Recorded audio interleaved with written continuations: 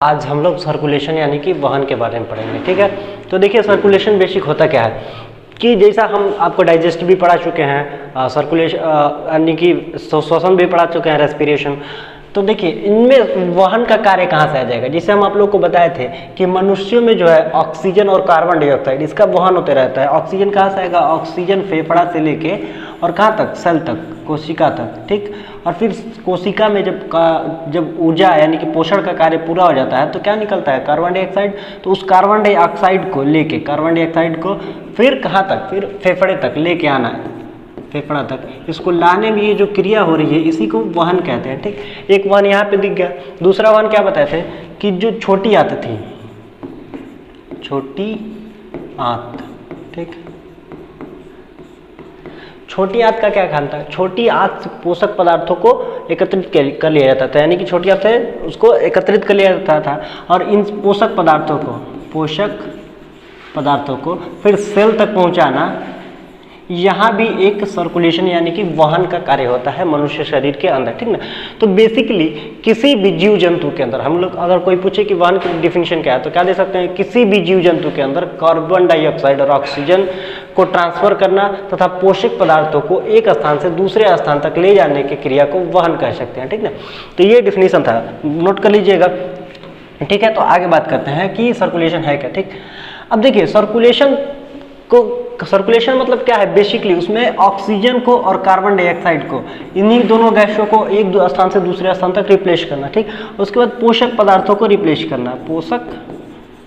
Replace करना, यही क्या कहलाता है, सर्कुलेशन कहलाता है। ठीक ना, तो ये अगर इसके आधार पर बांटे तो सर्कुलेशन कितने तरीके से जाएगा। एक मनुष्यों में शोषण, मनुष्यों में वहन, और दूसरा पादप में वहन।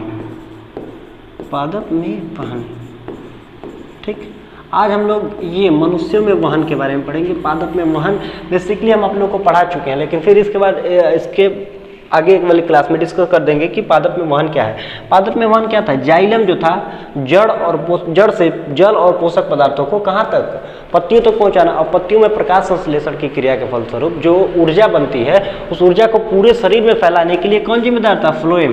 तो ये आधा तो कंप्लीट ही हो चुका है पहले ही क्लास में। ठीक ना, तो ये थोड़ा सा बचा है पादप में वहन, ये हम अगले क्लास में क्लियर कर देंगे। आज हम मनुष्यों के वहन के बारे में पढ़ेंगे। ठीक है, तो आगे बढ़ना है। ठीक है, अब देखिए सर्कुलेशन यानी कि वहन, सर्कुलेशन किसी को बोलते हैं वहन। ठीक ना, सर्कुलेशन को अगर बेसिकली क्लासिफाई किया जाए तो तीन तरीके से क्लासिफाई कर सकते हैं। ठीक,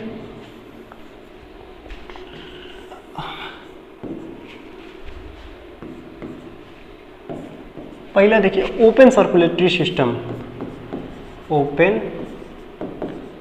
सर्कुलेटरी सिस्टम, इसको हिंदी में क्या बोलेंगे, खुला परिसंचरण तंत्र। खुला परिसंचरण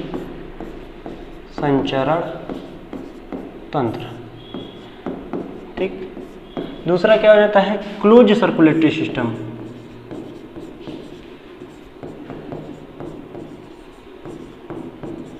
क्लोज सर्कुलेटरी सिस्टम, या इसी को बोलेंगे हिंदी में बंद परिसंचरण तंत्र, बंद परिसंचरण तंत्र। ठीक, अगला हो जाएगा mix circulatory system, mixed circulatory system, या इसी को अगर हिंदी में बोला जाए तो मिश्रित परिसंचरण तंत्र, मिश्रित परिसंचरण, ठीक, तंत्र, मिश्रित परिसंचरण तंत्र, मिश्रित परिसंचरण तंत्र। ठीक ना, अब देखिए कि ये ओपन सर्कुलेटरी सिस्टम क्या है। ओपन सर्कुलेटरी सिस्टम खुला परिसंचरण तंत्र, ऐसा नाम से कुछ स्पष्ट हो रहा है खुला परिसंचरण तंत्र। इसमें ये नहीं कि खुला परिसंचरण तंत्र में कि जो ऑक्सीजन और कार्बन डाइऑक्साइड का वहन होगा शरीर के बाहर से होगा, ऐसा कुछ नहीं होगा। खुला परिसंचरण तंत्र, इसको अब जैसे नाम लिखना चाहिए तो हमको तो ये लिखना चाहिए open blood circulatory system, open blood circulatory system, close blood circulatory system, और इसमें लिखना चाहिए मिक्स्ड ब्लड सर्कुलेटरी सिस्टम, ठीक ना। ये इसका पूर्ण नाम हो गया। अब देखा जाए ओपन ब्लड सर्कुलेटरी सिस्टम यानी कि खुला रक्त परिसंचरण तंत्र, खुला रक्त परिसंचरण तंत्र, बंद रक्त परिसंचरण, बंद रक्त परिसंचरण तंत्र या मिश्रित रक्त परिसंचरण तंत्र, ठीक ना। अब नाम से क्लियर हो सकता है कि क्या हो सकता है खुला रक्त परिसंचरण तंत्र। जैसे अगर मनुष्य के शरीर में बात की जाए तो खुला रक्त परिसंचरण तंत्र होता नहीं है, इसमें जो रक्त का परिसंचरण होता है, रक्त का परिसंचरण मतलब कि रक्त को एक स्थान से दूसरे स्थान तक जाने के लिए जो तंत्र है यानी कि जो रास्ता है वो खुला है कि बंद है, इसी को बोलते हैं खुला या बंद परिसंचरण तंत्र। तो मनुष्य में अगर बात की जाए कि रक्त नलिकाओं में बहता है, नसों में बहता है, तो एक स्थान से दूसरे स्थान तक जाने के लिए उसको पूर्ण रूप से क्लोज कर दिया गया है, यानी कि एक रास्ता प्रोवाइड कर दिया गया है। तो मनुष्य में क्या है क्लोज ब्लड सर्कुलेटरी सिस्टम है। लेकिन अगर कुछ जीवों में बात की जाए तो वहाँ open blood circulatory system. Open blood circulatory system का मतलब कि उनके शरीर के अंदर जो ब्लड बहेगा, उनके शरीर के अंदर जो ब्लड जाएगा वो ब्लड किसी नस या नलिका के माध्यम से नहीं जाएगा।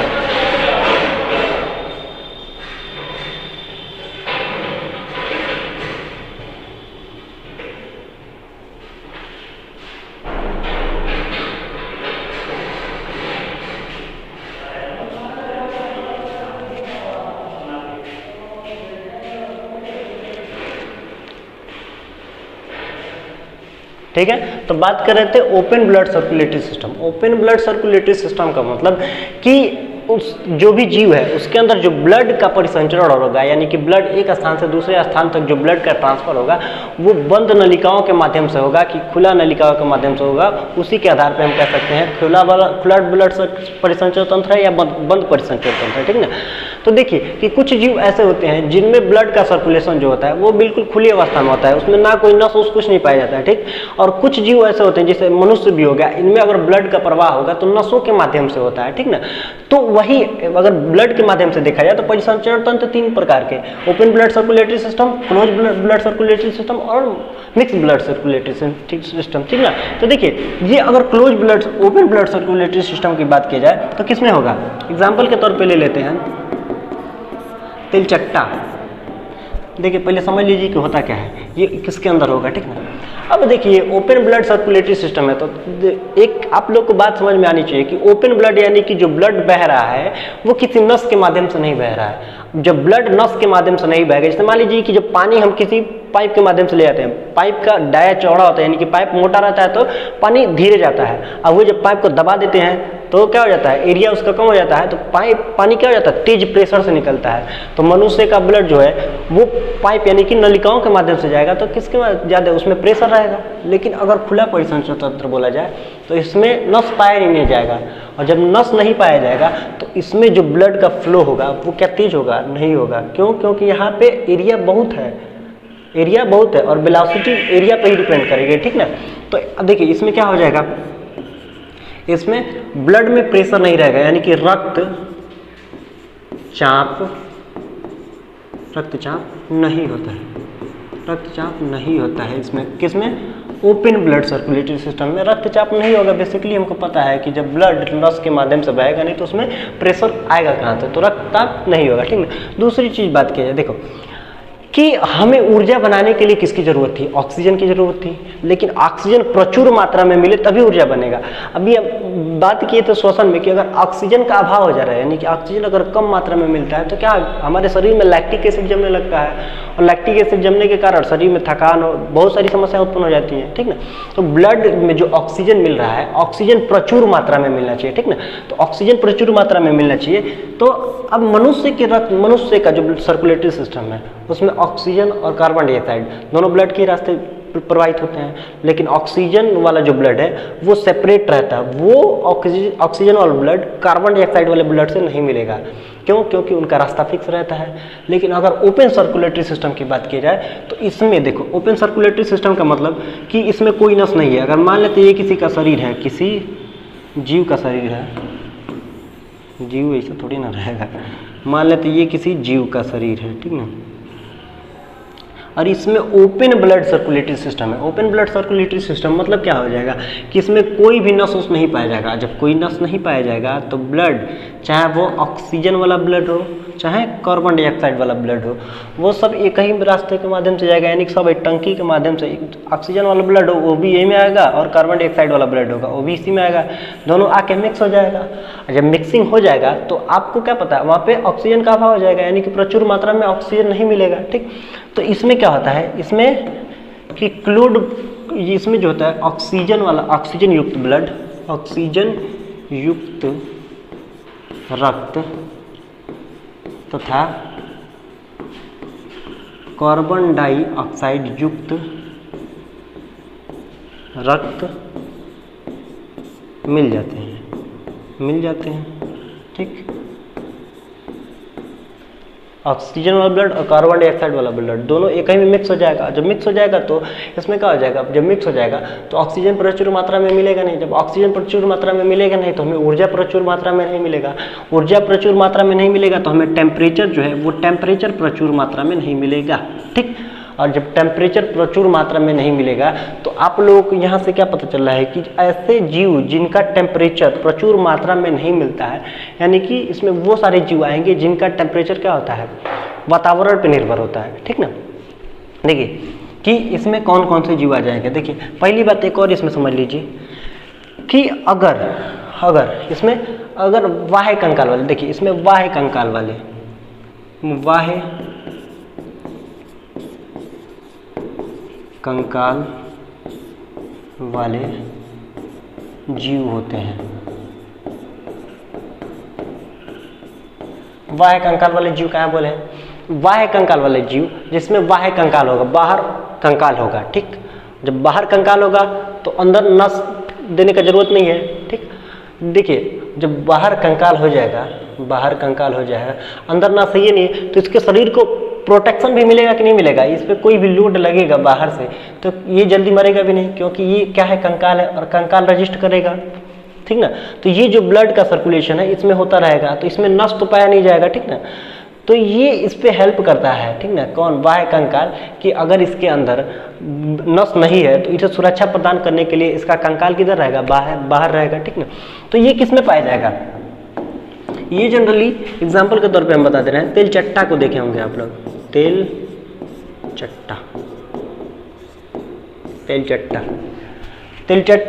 ऐसा जीव है जिसका कंकाल कहाँ रहता है, बाहर। इसे ठोकेंगे तो कड़ा रहता है, तो वो क्या, उसका कंकाल है, तो कंकाल कहाँ रहेगा, बाहर रहेगा, ठीक। उसके अंदर कोई भी नस नहीं पाया जाएगा। जब नस नहीं पाया जाएगा तो उसका खून जो है वैसे ऊपर नीचे होगा। जैसे कभी आप लोग देखे होंगे कि कोई शीशे का बोतल लेके उसमें पानी भर देते हैं, इधर से देखते हैं तो उसमें अगर हवा रहेगा तो ऊपर जाता है, वो पलट देते हैं तो फिर हवा नीचे रहता है तो ऊपर आता है, ऐसा कोई गेम होता है, ठीक ना। तो उसी तरह तेलचट्टा का भी शरीर होता है। तेलचट्टा का शरीर ऐसे मान लीजिए है और इतने दूर उसका खाली है और ब्लड कितना भरा है, इतना भरा है, ठीक ना। वाइट, जनरली इसका ब्लड वाइट कलर का होता है। इसको जब पलटते हैं तो फिर देखते हैं कि ब्लड वो नीचे आ रहा है, तो इसको उलट देंगे तो ये ब्लड धीरे धीरे नीचे आएगा और फिर नीचे आके स्टोर हो जाएगा, ठीक ना। तो ये तेलचट्टा का अंदर होता है ओपन ब्लड सर्कुलेटरी सिस्टम, ठीक।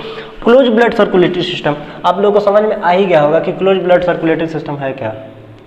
पूरा मिटा दिए हैं, चलो आगे।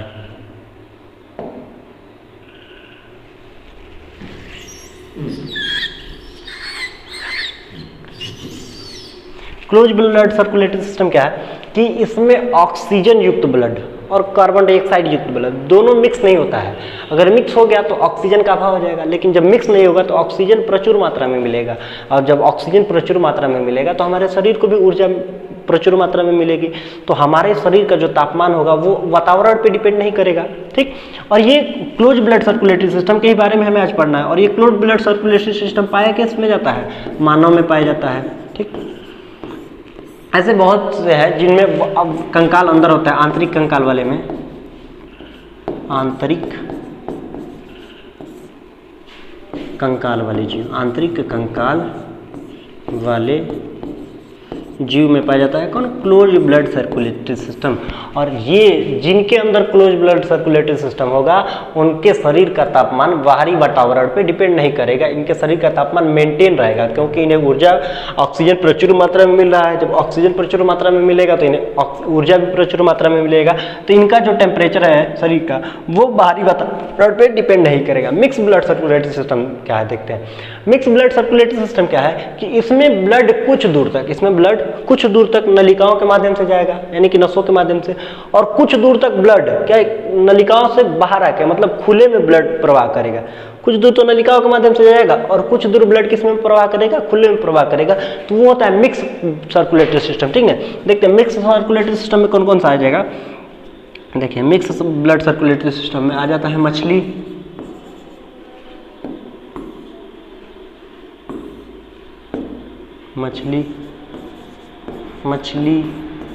मेंढक, इनमें कौन सा सर्कुलेटरी सिस्टम होता है? मिक्स ब्लड सर्कुलेटरी सिस्टम होता है। ठीक है, आगे बात करते हैं। अब देखते हैं पहले मिक्स ब्लड सर्कुलेटरी सिस्टम है क्या। ठीक है, एक फिगर ले लेते हैं, देखिए मछली का।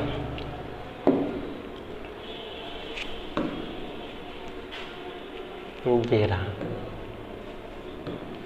ठीक है, ये देखिए मछली का फिगर है, इसमें हम समझते हैं। ठीक है, देखिए मछली का जो हार्ट होता है, हार्ट, मछली के हार्ट में केवल दो ही इसमें पार्ट होते हैं। ठीक है, हार्ट का केवल दो पार्ट होता है, दो चरण होते हैं। ठीक है, ये एक हो गया और ये एक दूसरा पार्ट हो गया। हार्ट में केवल दो ही चेंबर होते हैं मछली के हार्ट में। ठीक है, और जब दो चेंबर है तो इसमें देखिए मछली के हार्ट में दो चेंबर है, तो दो चेंबर के मतलब क्या हो गया कि इसका जो शरीर से, इसके जो शरीर से जो ब्लड इकट्ठा करने का, ये शरीर से ब्लड इकट्ठा करने के लिए नलिकाएं पाई जाती हैं, और ये ब्लड को इकट्ठा करके किस में भेज देंगी? एक चेंबर में, हार्ट के पहले चेंबर में, और ये हार्ट के पहले चेंबर में से दूसरे चेंबर में चला जाएगा। मछली के शरीर से ब्लड इकट्ठा करके नलिकाओं के माध्यम से किस में भेज दिया जाएगा? हार्ट के पहले चेंबर में, और हार्ट के पहले चेंबर से वो ब्लड किस में ट्रांसफर हो जाएगा? वो ब्लड ट्रांसफर हो जाएगा हार्ट में। अब आप बता सकते हैं कि जब ये शरीर अंगों से जा रहा है हृदय में, अंगों से किस में जा रहा है? हृदय में जा रहा है, तो इस ब्लड में क्या होगा? कार्बन डाइऑक्साइड होगा, यानी कि कार्बन डाइऑक्साइड युक्त ब्लड होगा, तभी तो ये शरीर से जा रहा है हृदय में। हृदय में जाएगा काहे लिए? काहे कि हृदय उसको साफ करने के लिए भेजे, तो कार्बन डाइऑक्साइड युक्त ब्लड होगा। अब ये हृदय क्या करता है? इसको पंप करेगा। अब हृदय पंप करेगा तो ये ब्लड यानी कि कार्बन डाइऑक्साइड युक्त ब्लड पहुंच जाता है कहाँ पे? क्लोम में। क्लोम किसमें? क्लोम में पहुंच जाता है, मछली का क्लोम। और क्लोम में पहुंच के ये ब्लड, कार्बन डाइऑक्साइड वाला ब्लड, कार्बन डाइऑक्साइड यहीं पे छोड़ देगा और यहाँ से क्या ले लेगा? ऑक्सीजन ले लेगा, और ये ऑक्सीजन को लेके ये क्लोम फिर से उस ब्लड को यानी कि ऑक्सीजन वाले ब्लड को हार्ट में नहीं भेजता है पंप करने के लिए, ये क्लोम खुद ही मछली के शरीर में क्या कर देता है? ट्रांसफर कर देता है, मछली के पूरे शरीर में ब्लड का ट्रांसफर कर देगा ये क्लोम खुद ही। तो यहाँ पे तो देख रहे हैं, यहाँ से नलिकाओं के माध्यम से जा रहा है, तो यहाँ तक तो नलिकाएं उसमें सहायता की है, और यहाँ यानी कि यहाँ पे क्लोज ब्लड सर्कुलेटरी सिस्टम है, और यहाँ से ये खुले में चला जा रहा है, तो यहाँ पे ओपन ब्लड सर्कुलेटरी सिस्टम है। तो ये मछली में होता है। ठीक है, एक चीज और समझिए यहाँ पे, मछली में ये देखिए, मछली के एक सर्कुलेशन में यानी कि पूरा एक चरण में, यानी कि ब्लड को हार्ट तक लाना और फिर हार्ट से साफ करके फिर पूरे अंग में फैला देना, ये पूरा एक चरण है। और इस एक चरण के दौरान हार्ट में जो ब्लड है एक ही बार जा रहा है, हार्ट में ब्लड जो है एक ही बार जा रहा है। देखिए यहाँ से एक ही बार हार्ट में ब्लड इंटर कर रहा है, हार्ट में ब्लड एक ही बार इंटर करेगा। और कब इंटर करेगा? जब ब्लड जो होगा मछली के पूरे शरीर से कहाँ पे जाएगा? उसके हार्ट में जाएगा, तो एक ही बार ब्लड इंटर करता है।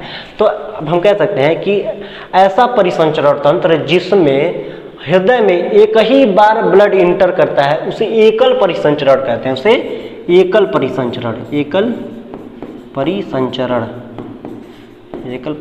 ठीक है, इसका क्या डेफिनेशन देंगे?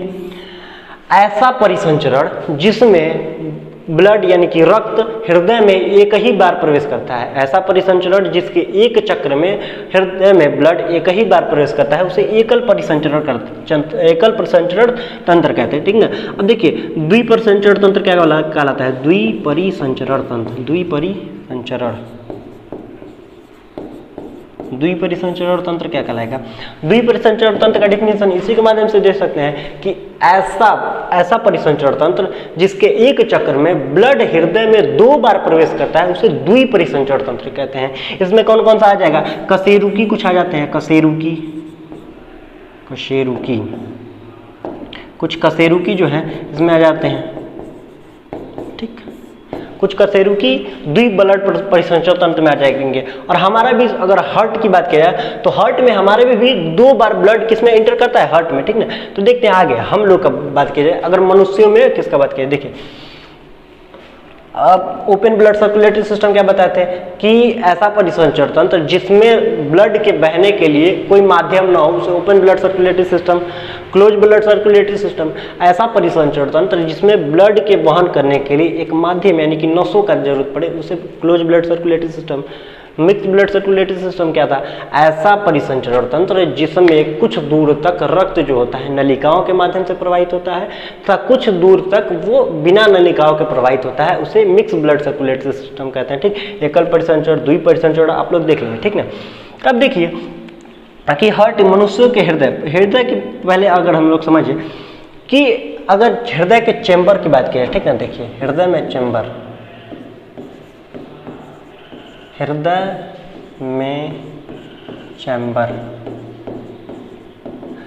में चैम्बर किस पे डिपेंड करता है, ठीक ना।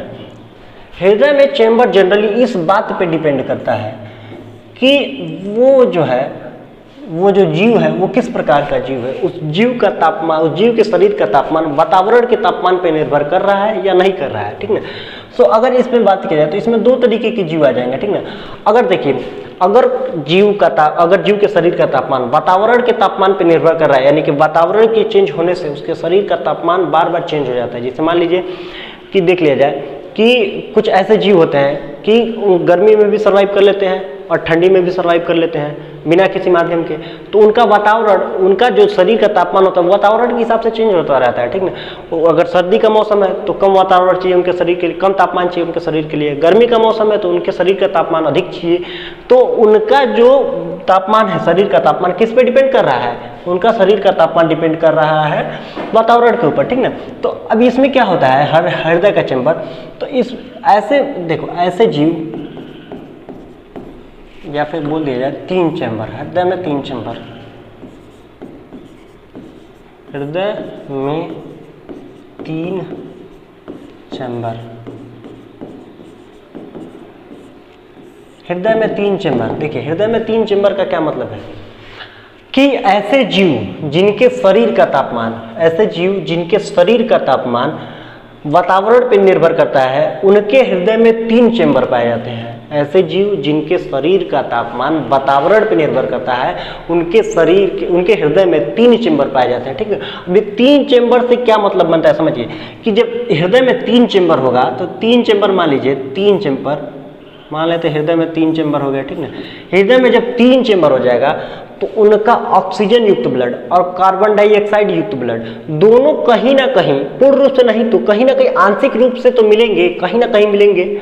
जैसे मान लीजिए अगर हम 4 चैम्बर वाले हृदय की बात किया जाए जो मनुष्य के अंदर है, तो इसमें क्या होता है, अशुद्ध रक्त इसमें आता है यानी कि कार्बन डाइऑक्साइड युक्त ब्लड इसमें आता है और फिर ये ब्लड यहीं से ट्रांसफर होता है, इसको यहाँ से भेज दिया जाता है फेफड़ा में और फिर फेफड़ा में शुद्ध होकर कहाँ पे आ जाता है, यहाँ पे आ जाता है, फिर यहाँ से यहाँ पे इसमें और फिर यहाँ से ट्रांसफर हो जाता है शरीर के पूरे अंगों में, ठीक। और फिर अंग के माध्यम से ये फिर एकत्रित हो जाता है। तो ये पूरे मनुष्य के प्रोसेस में था।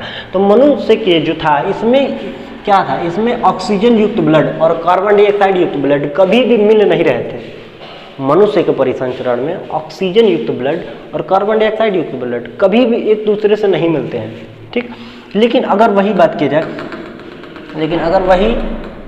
यहाँ पे बात की जाए कि जब हृदय का चैम्बर 3 पार्ट से होगा, जब हृदय में 3 चैम्बर होंगे तो क्या होगा कि ऑक्सीजन युक्त ब्लड और कार्बन डाइऑक्साइड युक्त ब्लड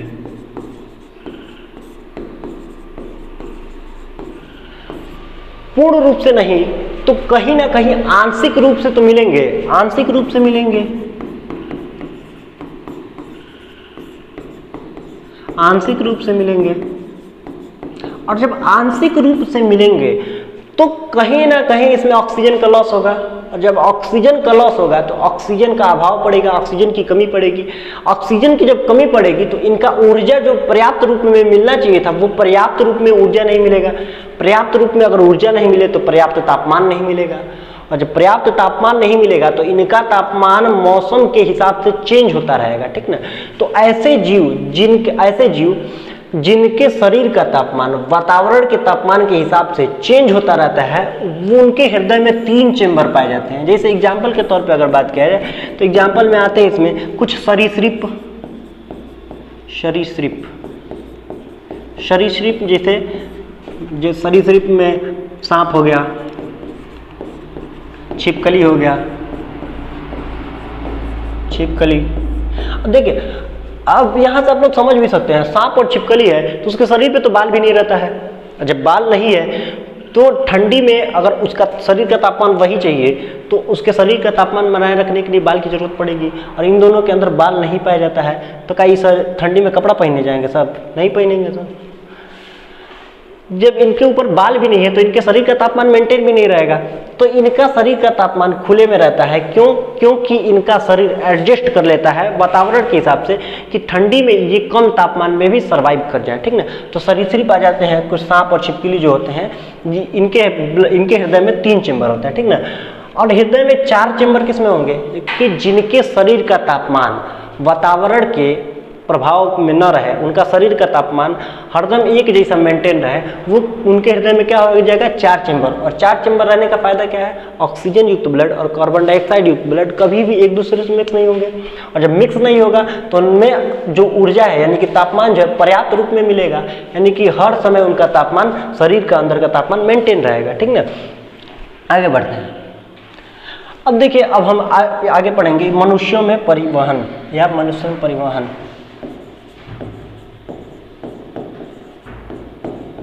मनुष्यों में परिवहन, ठीक। अब देखिए यहाँ से बेसिक चैप्टर यहाँ से आप लोग के एग्जाम में पूछेगा, मनुष्य में परिवहन है क्या? मनुष्य में परिवहन ऑक्सीजन को पूरे अंग में फैलाना, यानी कि पूरी कोशिकाओं तक फैलाना, कोशिका तक, सेल तक, और फिर सेल यानी कि कोशिका से कार्बन डाइऑक्साइड को लेके फिर से कहाँ पर बाहर ले जाके छोड़ देना। ये पूरा परिसंचरण हो रहा है कि नहीं हो रहा है? लेकिन बाहर छोड़ने का मतलब नहीं, फेफड़ा तक फेफड़ा से ऑक्सीजन लेना और ऑक्सीजन को कोशिका तक पहुंचाना, फिर कोशिका से कार्बन डाइऑक्साइड लेना और ला के फेफड़ा में छोड़ देना। उसके बाद तो फेफड़ा अपना काम संभाल लेता है, श्वसन में हम बता चुके हैं, ठीक ना। तो ये पूरा यहाँ से ये प्रोसेस करने में एक तंत्र की जरूरत पड़ेगी कि नहीं पड़ेगी? तंत्र की जरूरत पड़ेगी। उसी तंत्र को बोलते हैं रक्तवाहिनी, यानी कि नसों का जाल, रक्तवाहिनी नसों का जाल बोलेंगे।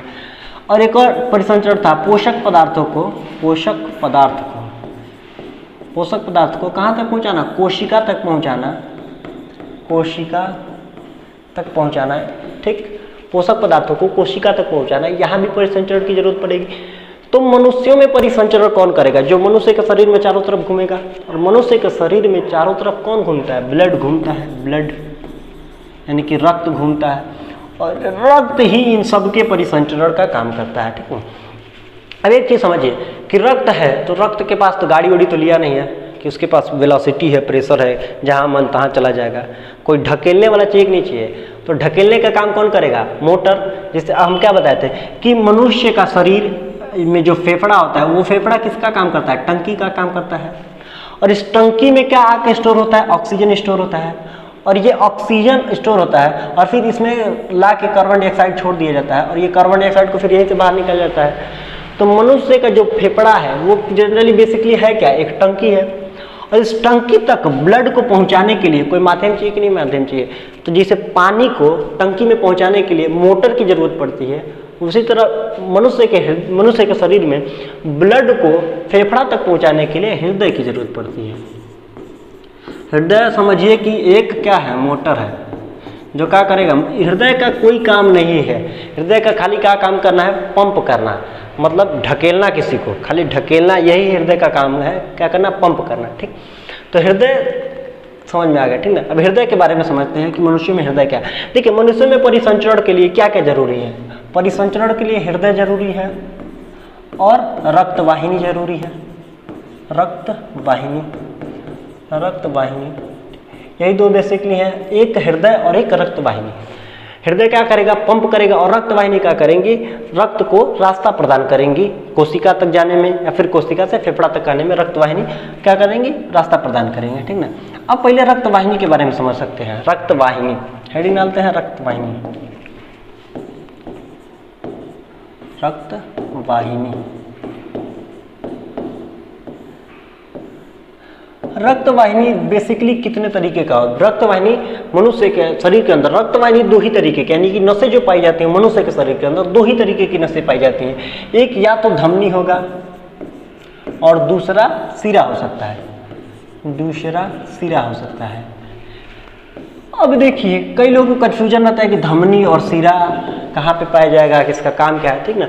तो इसको आसान वे में समझते हैं कि धमनी क्या है, जो भी नसें हृदय से बाहर निकले, जो भी नसें हृदय से बाहर निकले उसे क्या कहेंगे, धमनी। जैसे अगर हृदय से जो भी नसें बाहर निकल रही हैं वो धमनी कहलाएंगी, और जो नसें हृदय के अंदर जो नसें आए उन्हें क्या कहेंगे, सिरा कहेंगे। ये बेसिक डिफिनीशन, अगर आपको अंतर समझना है तो यहाँ से अंतर आप समझ सकते हैं कि जो भी नसें हृदय से बाहर जाएंगी उसे धमनी कहेंगे, और जो नसें हृदय के अंदर आएंगी उन्हें सिरा कहेंगे, ठीक ना। देखिए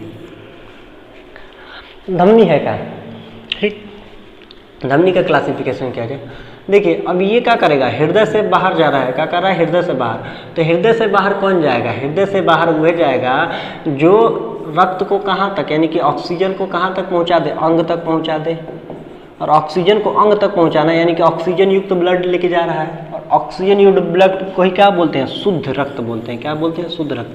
जिस ब्लड में ऑक्सीजन है उसे शुद्ध ब्लड, और जिस ब्लड में कार्बन डाइऑक्साइड है उसे अशुद्ध ब्लड बोलेंगे। अशुद्ध नहीं, ऐसा नहीं कि कचड़ा, जिसमें कार्बन डाइऑक्साइड है वो अशुद्ध ब्लड है, ठीक ना।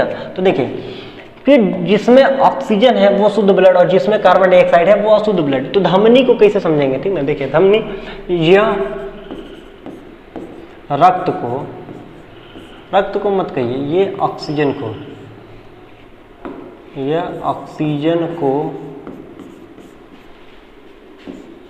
ये ऑक्सीजन के परिवहन का कार्य करती है, यह ऑक्सीजन के परिवहन का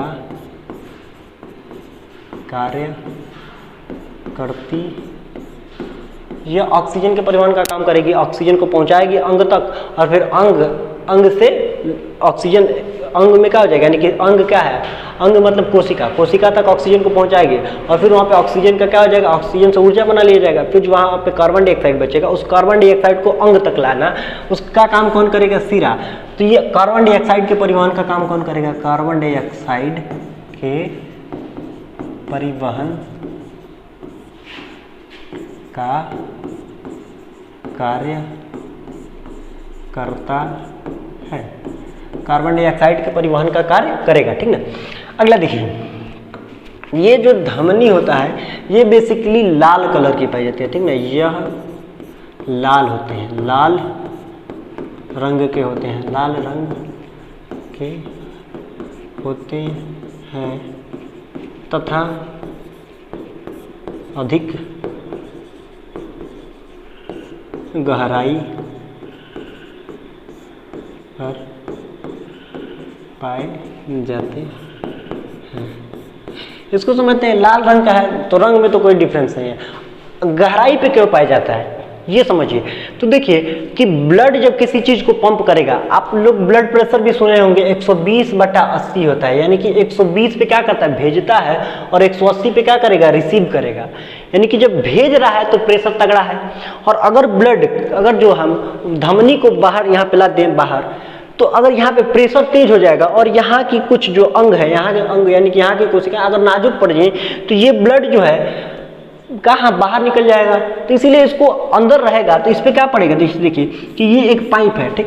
और पाइप में प्रेशर ज़्यादा है, और ऊपर से इस पे दबाव भी पड़ रहा है, इसके सरफेस पे दबाव भी पड़ रहा है, तो आसानी से फ्लो हो जाएगा। लेकिन अगर ये दबाव ऊपर से हम हटा लें, क्या हटा लें, ये दबाव जो है ऊपर से हटा लें, अगर यहाँ पे फ्लो हो रहा है, बहुत उच्च प्रेशर से फ्लो हो रहा है और ये ऊपर कोई दबाव नहीं है, तो कभी ना कभी इसको छेद के क्या निकल जाएगा, बाहर निकल जाएगा। उसी तरह अगर यहाँ पे रहता धमनी अगर यहाँ पे रहता बाहर शरीर के, तो इसमें क्या है, हाई प्रेशर से ब्लड फ्लो हो रहा है, और जब हाई प्रेशर से ब्लड फ्लो होगा तो उसको ऊपर दबाव चाहिए, उसके जो नली के ऊपर क्या चाहिए, दबाव चाहिए, ताकि ये इसके प्रेशर को क्या करे, रजिस्ट कर सके, नहीं तो क्या करेगा, यहाँ से छेद के बाहर निकल जाएगा। ठीक ना। एक और कारण होना चाहिए कि धमनी क्या है, मेन है, और धमनी मेन है तो अगर धमनी कट गया तो ब्लड क्या हो जाएगा, सारा बाहर निकलने लगेगा।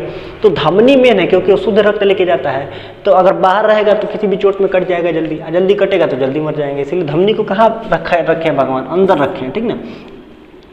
अब देखिए, और सीरा कहाँ पे पाया जाएगा, ऊपर पाया जाएगा। अब जनरली सीरा में होता है कार्बन डाइऑक्साइड, और सीरा में कार्बन डाइऑक्साइड होता है, सीरा कहाँ पे पहुँचता है, सीरा में क्या पाया जाएगा, कार्बन डाइऑक्साइड पाया जाएगा। कार्बन डाइऑक्साइड ब्लड को लेके जाएगा, कहाँ पे लेके जाएगा, हृदय में लेके जाएगा। तो सीरा उतना मेन नहीं है, और इसमें जो ब्लड का प्रेशर जो है वो 80 पे घूमता रहता है, 80 पे, तो इसमें ब्लड का प्रेशर भी कम है। तो इसे अगर ऊपर रखें तो इसमें कोई भी परेशानी उत्पन्न नहीं होगी। ठीक ना। तो ये कम गहराई पे पाया जाता है, यह कम गहराई पर पाया जाता है,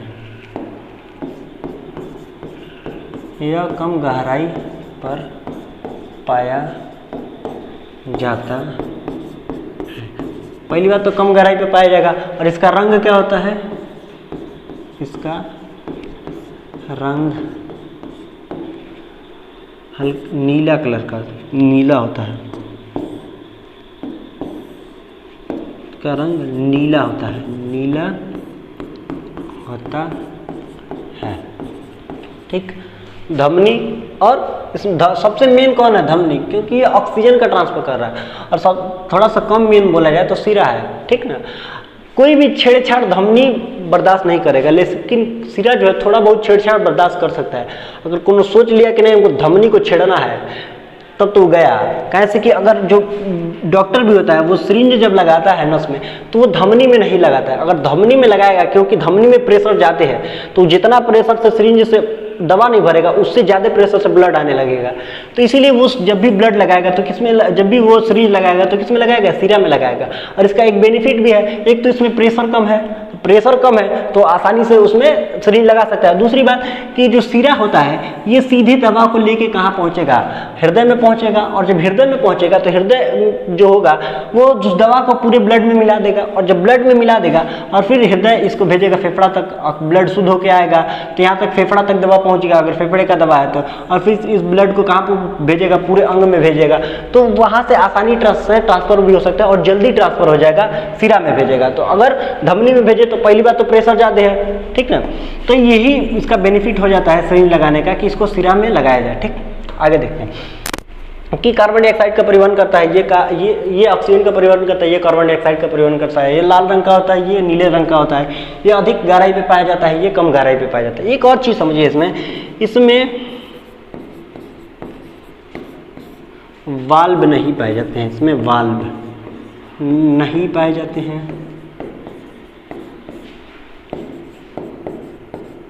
ठीक। और इसमें क्या होंगे, इसमें वाल्व पाए जाएंगे, इसमें वाल्व पाए जाते हैं। वाल्व क्या है, वाल्व जनरली क्या होता है, वाल्व किस लिए लगाते हैं, वाल्व ये लगाते हैं जो एक तरफ के मोशन को जाने दे और दूसरे तरफ के मोशन को ना आने दे। जैसे हम लोग अपने घर में कल में लगाते हैं, कल में क्या होता है कि नल बोल दिया जाए, कल बोल दिया जाए, कि यहाँ पे हम लोग क्या लगा देते हैं, वाल्व लगा देते हैं। तो ये क्या करता है कि पानी को ऊपर आने देता है, लेकिन जब कल हम लोग चलाते नहीं हैं तो फिर यहाँ का जो पानी है उसको नीचे नहीं जाने देता है। तो मेनली जो वाल्व काहे लिए लगाया जाता है, जो एक तरफ के मोशन को होने दे, दूसरे तरफ के मोशन को नहीं होने दे, इसीलिए हम वाल्व लगाते हैं। ठीक ना। अब यहाँ पे समझते हैं कि धमनी में वाल्व काहे नहीं है और सिरा में वाल्व काहे है। तो समझिए कि अगर धमनी में वाल्व लगा दिए जाए, ठीक ना, तो उसका कोई मतलब बनेगा। जैसे मान लीजिए कि ये हृदय से है, हृदय से हमें क्या करना है, ब्लड को पंप करना है, हृदय से ब्लड को पंप करना है। और हृदय से ब्लड को पंप करें तो 120 के प्रेशर पे भेजेगा। मान लीजिए कि ग्रेविटेशनल है या फिर किसी भी चीज़ को भेजना है तो वो वापस तो आएगा नहीं। अगर दबा के भेजे, ज़्यादा प्रेशर पे भेजें तो उसके आने के चांसेस कम है। दबा प्रेशर पे भेजे किसी भी चीज़ को, अगर मान लीजिए पिचकारी ही है तो उसको दबाएं तो जो निकल रहा है वो उसको वापस आने के चांसेस कम है, क्योंकि इसमें प्रेशर ज़्यादा है, वेलोसिटी ज़्यादा है, और वेलोसिटी ज़्यादा है तो आसानी से चला जाएगा, तो ये वापस आने के चांसेस इसमें कम है, ठीक ना। तो इसीलिए इसमें वाल्व नहीं होता है। लेकिन अगर सिरा की बात की जाए तो सिरा क्या करता है, अंगों को चूसता है अंगों से, यानी कि कोशिकाओं से ब्लड को चूसेगा, और चूसेगा कितने पे, 80 पे।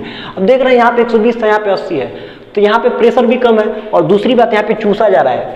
कभी आप लोग स्ट्रॉ से पेप्सी वेप्सी चूसे होंगे, क्या होता है जब स्ट्रॉ को हम लोग चूसते हैं इसे, तो कुछ देर तक चूसेंगे, जब अंदर का सांस खत्म हो जाता है, यानी कि जब हमारा प्रेशर खत्म हो जाता है तो फिर थोड़ी देर रुक जाते हैं, और जब रुकेंगे तो जो पाइप में नली में चढ़ा हुआ जो होता है, यानी कि जो स्ट्रॉ में चढ़ा हुआ होता है जो पेप्सी होता है, वो क्या होता है फिर नीचे आ जाता है किसमें, गिलास में।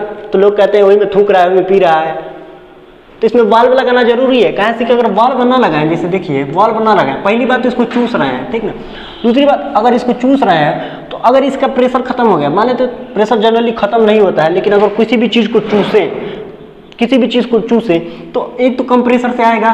दूसरी बात कि यहाँ पे अगर वाल्व है, ठीक है, समझिए ये वाल्व है, तो वाल्व इसको जाने तो देगा, लेकिन अगर कभी भी थोड़ा बहुत प्रेशर का अगर वेरिएशन भी आ जाए, यानी कि थोड़ा प्रेशर अगर कम हो जाए, तो फिर वो ब्लड वापस फिर से अंग में ना घुस जाए, इसीलिए यहाँ पे वाल्व लगाया जाता है कि ये अंग से, यानी कि सेल से ब्लड जाएगा ऊपर तो आसानी से जा सकता है। लेकिन जब प्रेशर थोड़ा बहुत कम हो जाएगा तो ऊपर तक चढ़ा होगा, फिर अगर ऊपर से नीचे आना चाहे तो ये वाल्व बंद हो जाएगा, इसके एक दूसरे तरफ के मूवमेंट को रोक देगा। तो ये फायदा हो जाता है किसका, वाल्व का। तो इसीलिए सिरा में वाल्व होता है, क्योंकि यहाँ पे प्रेशर भी कम होता है, और दूसरी बात यहाँ पे सक्शन प्रेशर लगाया जाता है, यानी कि चूसने का प्रेशर लगाया जाता है, ठीक ना। तो ये बेसिकली अंतर था किसका, धमनी का और सिरा का। अब देखिए इसमें अपवाद दो आ जाते हैं, एगो पल्मोनरी धमनी यानी कि फुसफुस धमनी, फुसफुस धमनी इसमें अपवाद हो गया, और दूसरा इसमें फुसफुस सिरा अपवाद हो जाएगा,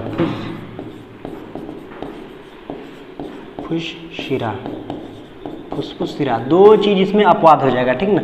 इसके आगे बात करते हैं, देखिए अब हृदय की बात करते हैं। हृदय में परिवहन,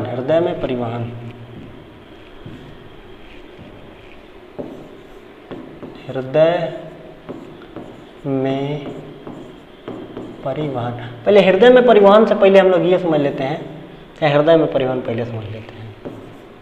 हृदय में परिवहन, ठीक, देखते हैं हृदय में परिवहन। ये रहा हृदय, ठीक है, ये हृदय है। हृदय में परिवहन देखिए, हृदय, मनुष्य का हृदय 4 चेंबर का होता है।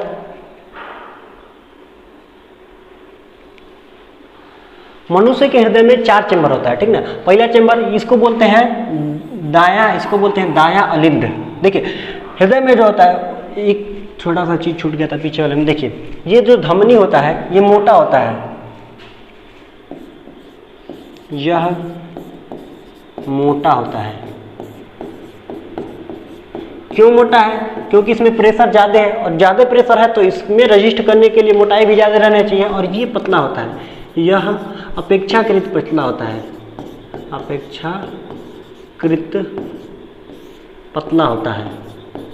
पतला होता है, ठीक ना। ये एक चीज छूट गया था, इसको नोट कर लीजिएगा। ये फुसफुस धमनी नहीं, ये तो अपवाद है, इसमें धमनी की बात कर रहे हैं। ये अपेक्षाकृत मोटा होगा और ये अपेक्षाकृत पतला होगा। क्यों मोटा होगा, क्योंकि इसमें प्रेशर ज़्यादा है, और ये पतला होगा क्योंकि इसमें प्रेशर कम है, ठीक ना। अब हृदय की बात करें तो देखिए इसमें, इसको बोलते हैं दायां अलिंद, राइट एट्रियम लिखा है इसको दायां अलिंद, ठीक है। देखिए हृदय जो होता है बेसिकली अगर देखा जाए पार्ट के हिसाब से तो 2 पार्ट में होता है। ऊपर वाला पार्ट, ये वाला जो पार्ट दिख रहा है इसको बोलते हैं अलिंद, ऊपर वाला पार्ट अलिंद, और नीचे वाला पार्ट निलय, इसको बोलते हैं निलय। तो जो पंप करने का यानी कि दबाने का काम है वो केवल निलय दबाता है, निलय दबाएगा, और ऊपर वाला वैसे रहता है, ठीक ना। तो जब निलय दबाता है तो निलय दबाएगा तो इसकी जो ये जो मोटाई होती है ये ज़्यादा होता है, यानी कि निलय का मांस, यानी कि इसका मांस मोटा होता है। क्यों मोटा होता है, क्योंकि इसको दबाने का काम करना है, मोटा होता है। ठीक। अब देखिए इसको बोलते हैं दायां अलिंद, इसको बोलेंगे दायां निलय, दायां निलय, इसको बोलते हैं बायां अलिंद,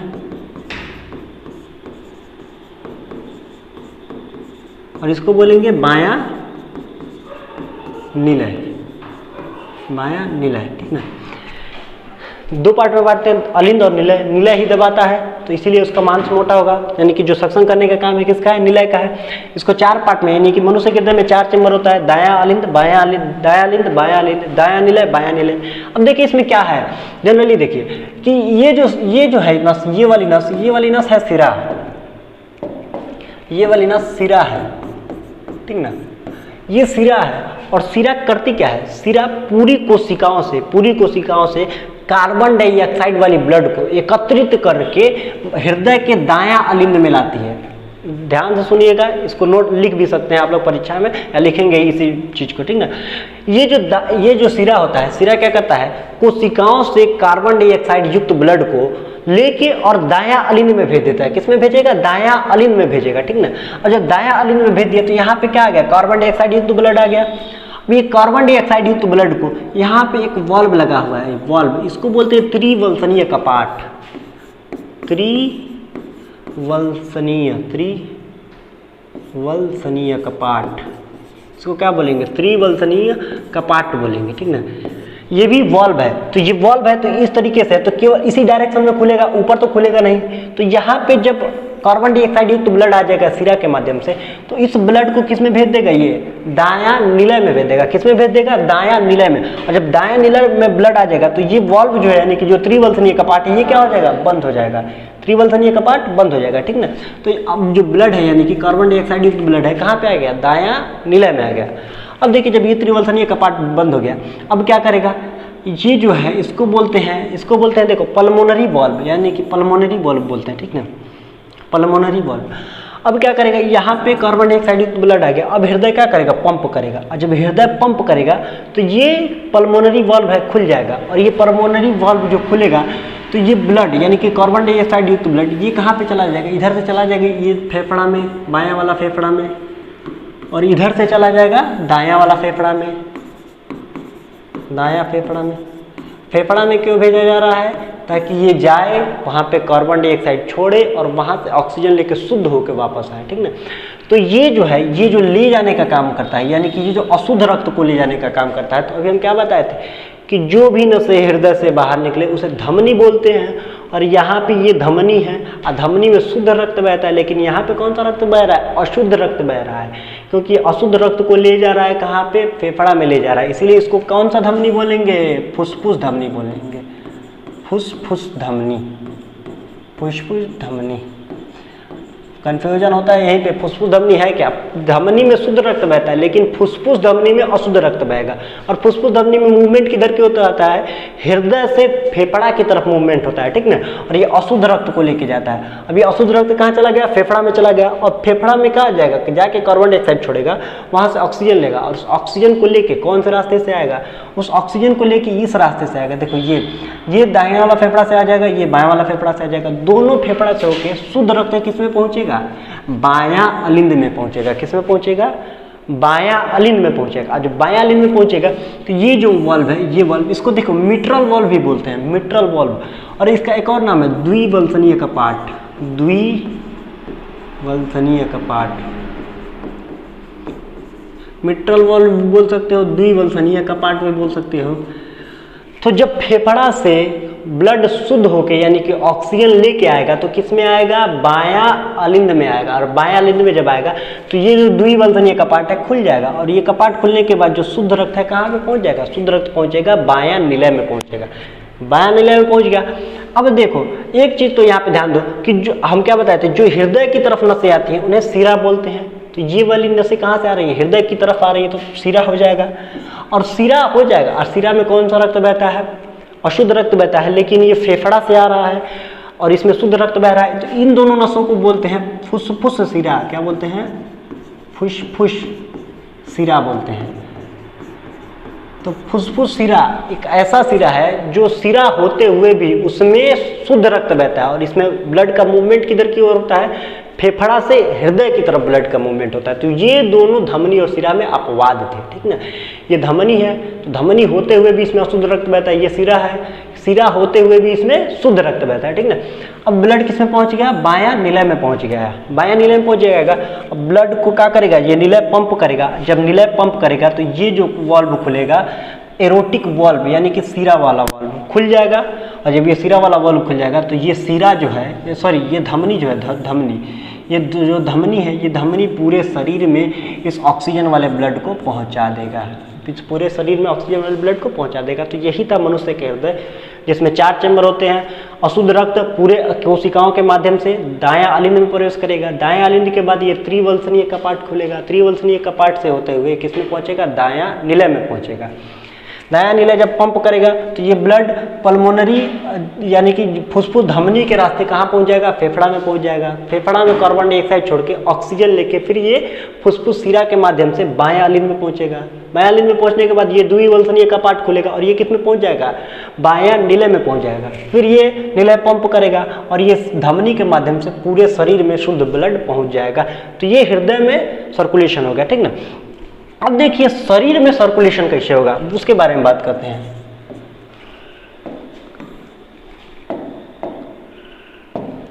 शरीर में सर्कुलेशन, शरीर में सर्कुलेशन। अब देखिए शरीर में सर्कुलेशन बेसिकली हम लोग धमनी या सिरा को देखे हैं तो थोड़ा अपेक्षाकृत थोड़ा मोटा होता है, और जो सेल होती है यानी कि कोशिकाएं होती हैं बहुत छोटी होती है, जो नग्न आंखों से तो दिखती नहीं है। और ये जो धमनी है ये मोटा है। अगर ये धमनी, मोटी वाली धमनी, ये धमनी पूरे कोशिकाओं को ब्लड पहुंचाए तो क्या पहुंचा पाएगा, नहीं पहुंचा पाएगा। तो ये धमनी क्या होता है, ये धमनी आगे से कई भागों में टूटने लगता है। जैसे पेड़ है तना शाखाओं में टूटता है, इस तरह ये धमनी कई भागों में टूटता है, और ये टूटते टूटते एकदम महीन धमनियों में टूट जाता है। और वही महीन धमनी एक एक कोशिका को कनेक्ट करके रखी है, वही महीन धमनी एक एक कोशिका को कनेक्ट करके रखी है, और इसी धमनियों के माध्यम से ब्लड कहाँ तक हो जाएगा, कोशिका तक, और उस कोशिका में कार्बन डाइऑक्साइड छोड़ देगा, ठीक ना। तो समझते हैं, आइए इसका भी एक फिगर है, ये रहा, ठीक ना। देखिए ये देखिए ये है हृदय। अब ये देखिए लास्ट में क्या होना चाहिए, यानी कि जो ब्लड को पहुंचने का कोशिका होना चाहिए, कोशिका, ठीक ना, कोशिका होना चाहिए। तो देखिए कोशिकाओं से तो डायरेक्ट धमनी या सिरा कनेक्ट नहीं होगा, छोटी छोटी नलिकाओं के माध्यम से कनेक्ट होगा। और जब कोशिका उस माध्यम से ब्लड को भेजेगा यानी कि कार्बन डाइऑक्साइड युक्त ब्लड को भेजेगा, तो कार्बन डाइऑक्साइड युक्त ब्लड को ले आने का काम किसका है, सिरा का। और छोटा सिरा के लेके आ रहा है तो इसको क्या बोलेंगे, छोटा सिरा, छोटा सिरा, ठीक। और ये छोटा सिरा फिर आके कनेक्ट होगा एक सिरा में बनेगा, और इसको बोलते हैं सिरा, इसको बोलते हैं शिरा। और जब ये सिरा मिलके एक मोटा सा सिरा बनेगा तो इसको बोलेंगे महासिरा, महाशिरा। और ये महासिरा सारे अशुद्ध ब्लड को किस में पहुंचा देगा, हृदय के दायां आलिंद में। दायां आलिंद के बाद त्रिवल्सनीय कपाट खुलेगा और ये किस में पहुंच जाएगा, दायां निलय में। फिर इसको पंप करेगा और ये फुसफुस धमनी किसके माध्यम से, फुसफुस धमनी, फुसफुस धमनी के माध्यम से किस में पहुंच जाएगा, हृदय में पहुंच जाएगा, सॉरी फेफड़ा में पहुंच जाएगा। फेफड़ा में जाके वहां पे कार्बन डाइऑक्साइड छोड़ेगा और वहां से ऑक्सीजन लेके फिर ये फुसफुस सिरा किसके माध्यम से, फुसफुस सिरा, फुसफुस शिरा के माध्यम से कहाँ पे प्रवेश करेगा, हृदय के बाएं वाले चरण में, और बाएं वाले चरण के बाएं आलिंद में प्रवेश करेगा। बाएं आलिंद में प्रवेश करेगा, फिर ये द्विवल्सनीय कपाट खुलेगा और ये शुद्ध रक्त यानी कि ऑक्सीजन युक्त ब्लड किस में प्रवेश करेगा, बायां निलय में। फिर ये हृदय पंप करेगा, और हृदय पंप करेगा तो इस बार ये जो धमनी है, जो धमनी है ये शरीर को यानी कि ऑक्सीजन युक्त ब्लड को पूरे शरीर में पहुंचाएगा। तो ये धमनी मोटा है तो इसको बोलेंगे महाधमनी। क्या बोलेंगे, महाधमनी, महाधमनी। महाधमनी जब आगे आएगा तो बेसिक छोटी, उससे थोड़ी छोटी शाखाओं में टूटेगा तो इसको बोलेंगे धमनी। और ये धमनी भी अभी कोशिका के अपेक्षाकृत मोटा है तो ये भी खून देने जाएगा नहीं, पर्याप्त रूप से हो जाएगा।